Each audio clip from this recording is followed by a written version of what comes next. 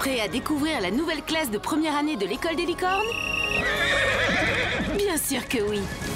Laissez-moi vous présenter ces 6 nouveaux chevaucheurs. Pour commencer, pourquoi eux? Qu'est-ce qui a poussé les fées du destin à les choisir? Seront-ils des amis, des ennemis ou bien les deux? Au moins maintenant, c'est clair, il n'y a pas que des paillettes et des arcs-en-ciel. Chaque chevaucheur est clairement unique. L'école des licornes est très sélective dans le choix de ses élèves. On le sait bien, les fées du destin ne jettent pas leur dévolu sur n'importe qui. Surtout en ce moment, car l'école des licornes et toute l'île doivent contrer Ravenzela, la reine des ténèbres dont la magie macabre fait clairement froid dans le dos. Il faut donc faire appel aux meilleurs. Certains parmi vous ont été choisis pour leur extraordinaire capacité et leur talent. D'autres suivent les traces d'un membre de leur famille qui était chevaucheur de licorne avant eux. Petite parenthèse.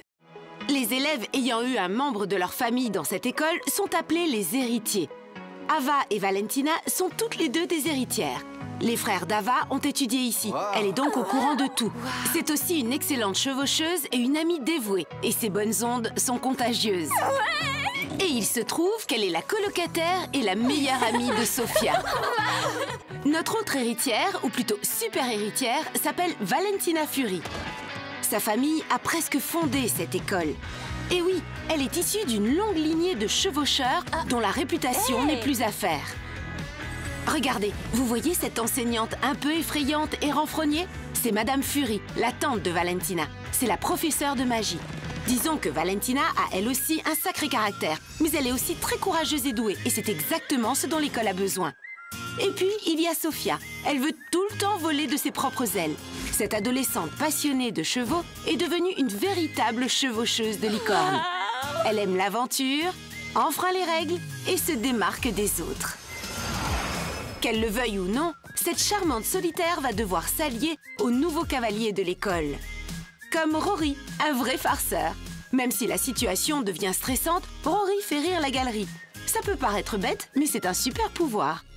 Puis il y a Isabelle, qui est très athlétique et compétitive, tout comme Valentina. Oula, seront-elles ennemies, amies ou bien les deux? Qui veut parier? Ce qui nous amène à Leila. Elle n'est pas très bonne cavalière, genre pas du tout.